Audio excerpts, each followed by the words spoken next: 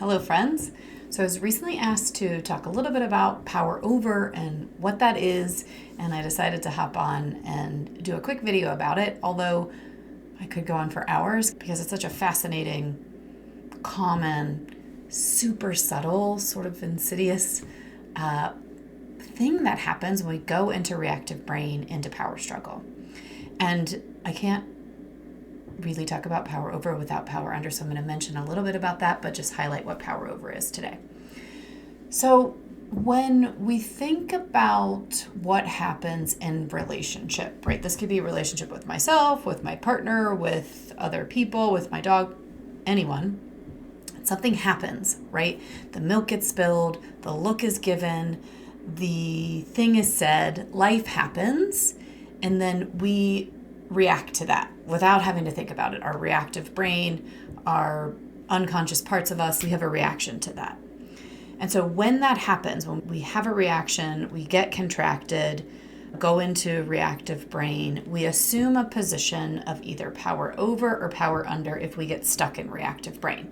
Now, there's a whole other place called power with, which is up in creative brain, which is when we feel good, when we're connected to ourselves, when we're connected to each other, when we're in possibility and expansion. Basically, anytime we don't feel good, we're in reactive brain. We assume a position of power over, power under. Now, everything I'm talking about here is what I've learned from my mentor, Dr. Colwell. This is a massive contribution that she's adding to the field, especially with relationship dynamics, that reactive brain is the reason for all conflict. And so we have these survival mechanisms that are really great at keeping us alive. Hierarchy, right? So if you think about hierarchy, it's really good on 9/11 for the president to come in and tell us where to go without having to fight it or think about it and just sort of follow suit, right? So you can think of that as sort of power under, that more collapsed place. Power over would be the president, like do this to survive. So it's there for a reason. We are all wired for it. It serves a purpose to keep us alive, and it does a damn good job at doing that. So I don't want to get rid of it. It's just that when it comes to relationship, this mechanism inside of us kind of sucks, because when we go into reactive brain and assume a position of power, we're now disconnected from ourselves and each other, and it can happen so quick. And power over is so fascinating to me because when I first started learning about it, I saw my own power over and my own history of relationship. And power over is, if you think about the drama triangle, I know I'm introducing all these concepts, but the drama triangle is also what happens when we're in reactive brain. Just another way to look at it, that we assume a position of the victim, the villain, or the hero. And so if you think about any good drama, we've got all three of those players. We all do this, right? It's just another way to kind of describe what happens in reactive brain. But power over is the hero or the villain. So it's the more energized places. The villain, it looks like the asshole or the bitches, like we know all those people. Maybe we don't want to know them in ourselves. I know I have it in myself. But the person who's really kind of just being the villain, right? The hero is a little bit more challenging to notice. I know it is for me because it's so celebrated in society. And so the hero is the do-gooder. It's the helper. Here, I'll help you. It's the selfless part of us that's going to give everything up to help the other person. But the problem with the hero is it is more energized, right? So it's like we help until the person doesn't do the thing we want, or we get tired and we inevitably roll into the villain. That will happen at some point. And the underlying assumption with the hero is that they know what's best. So it kind of lives in this pridey place, but it's subtle pride because, at least for me, often I know I shouldn't think that I know better. But when I'm anchored in my hero, that is what my thought process is. And so the trade-off for the hero is we see other people as incapable, that we have to be doing all the things. And so this is also power over because it requires a power under, it requires a victim. So we've got the villain and the hero up here. So I'm saying up here, but I'm going to show you my inner map. I know you can't see all the details, but here's creative brain. This is where we feel good, our authentic self, where we're connected to who we really are. Reactive brain, all the negative emotions, our ego when we aren't feeling good. the line separates them out. So when I'm saying hero and villain kind of live up here, these are the more mobilized emotions. And then the victim lives down here, the more immobilized emotions. So the victim is the person who is always feeling sick or doesn't have the energy or always needs to be helped or can never get it done. And I say the victim, I mean, I have my own too. We all have our versions of this. And so they're all a match set. So if you think hero and villain, power over, and victim, power down. So all this means when we've landed in these positions, none of them are bad or wrong, right? They're there for our survival. It's just when we get stuck there and we don't know how to move out of them, we start playing this out repeatedly over and over in our relationships, and we start to think this is who we really are. You really are the one who needs help, and you really are the one who needs therapy, but you're not getting therapy, and you really need therapy, and you're kind of messed up, and I know what's best for you. You're right. I don't know what's best for me. I do need therapy. Can you find me a therapist? I'm saying this is one version of that, right? So the victim kind of inhabits this lower energy, sort of shameful, contracted place.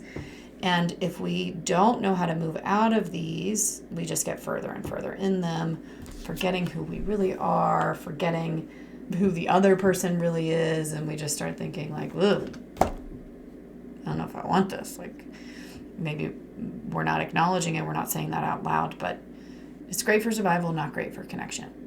So we think about power over. Some of the other things how power over might show up is maybe just a simple look, like, like maybe you get that from a parent or your partner, or maybe you're the one who does it. We're communicating to each other in split seconds our power positions. So a way to think about this is like if you go to the dog park, they're great. They're doing this too.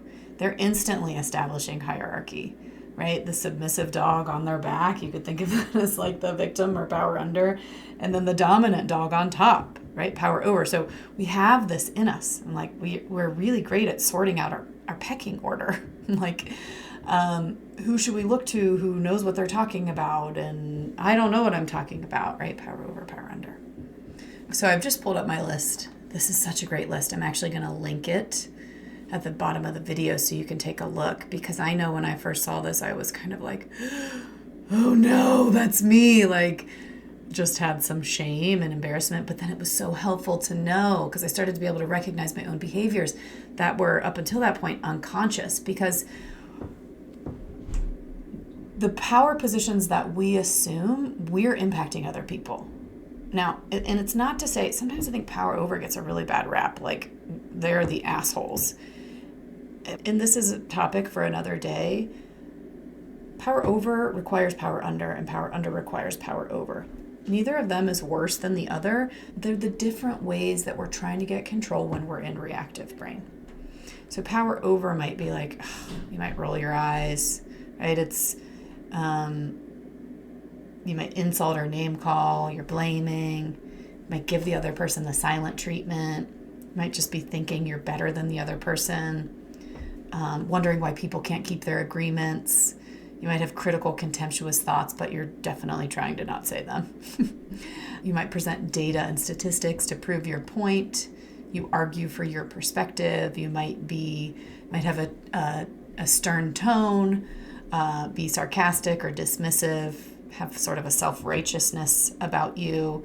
You may interrupt, speak over the person, make declarative statements. You might sound intimidating. You might sound and feel condescending. When you're in a conflict, you might be planning your argument instead of listening to what the other person is saying. You feel mobilized, angry, kind of like you could fight.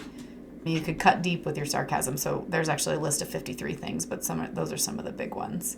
You may control physical resources, leave in a hostile way, threaten to leave.